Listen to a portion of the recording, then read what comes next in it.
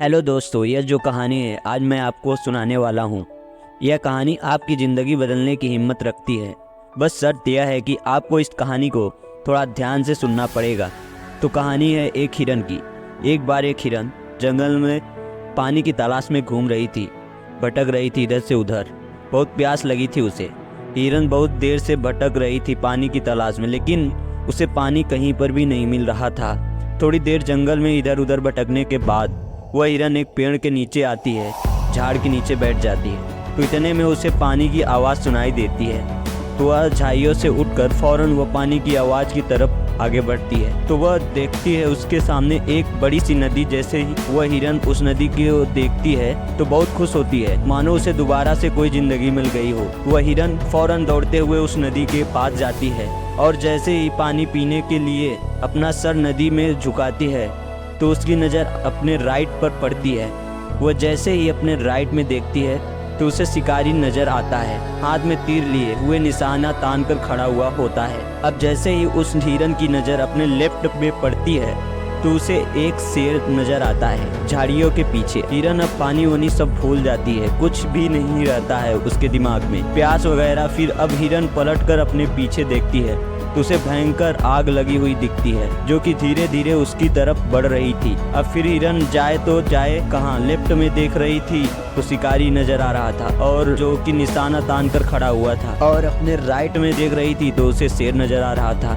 सामने तो गहरी और लंबी चौड़ी नदी थी और पीछे तो आग लगी हुई थी। चारों रास्ते बंद हो चुके थे, चारों तरफ से मुसीबतें आ चुकी थी। अब हिरन सोच में पड़ जाती है और वह यह सोचती है कि चारों तरफ से मेरी मुसीबत आ चुकी है तो मैं अपना काम करती हूँ, क्यों मरूँ, मुझे वैसे भी तो मरना ही है, तो मैं पानी पीकर क्यों ना मरूं। तो हिरन अपना पानी पीने में लग जाती है। लेकिन थोड़ी ही देर के बाद जैसे वह हिरन पानी पी रही थी तो इतने ही देर में ऊपर से काले बादल छा जाते हैं और बादलों से बारिश होने लगती है। तो जो आग पीछे की लगी हुई वह पानी से बुझ जाती है और पानी के कारण शिकारी का निशाना चूक कर शेर को लग जाता है और शेर की नज़र पड़ती है सीधा शिकारी पर। तो शेर शिकारी के पीछे लग जाता है। तो जैसे हिरन को पता चलता है तो वह हिरन पानी पीने के बाद अपना सर ऊपर उठाती है तो अपने लेफ्ट में देखती है, उसे शिकारी कहीं पर भी नज़र नहीं आता है। वो अपने राइट में देखती है, उसे शेर भी नज़र नहीं आता है।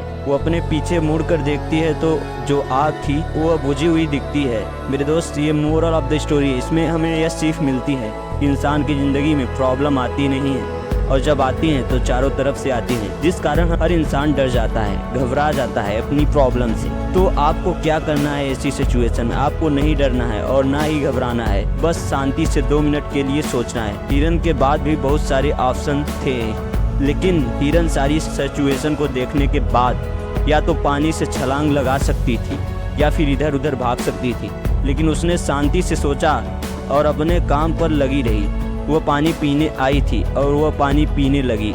इंसान भी अपनी कामयाबी से थोड़ी दूर पर रहता है, लेकिन उसे मुसीबत दिखनी शुरू हो जाती है, घर की प्रॉब्लम, पैसों की प्रॉब्लम, जिसके कारण वह कुछ नहीं कर पाता, घबरा जाता है, डर जाता है। लेकिन आपको नहीं घबराना है, वेट करना है, बस आपको अपने काम पर बने रहना है। मेरे दोस्त, उम्मीद करता हूँ कि आपको यह कहानी पसंद आई होगी। तो यह मत सोचना कि यह दुनिया क्या कहेगी, कर गए तो एक दिन यह दुनिया तुम्हें देखेगी।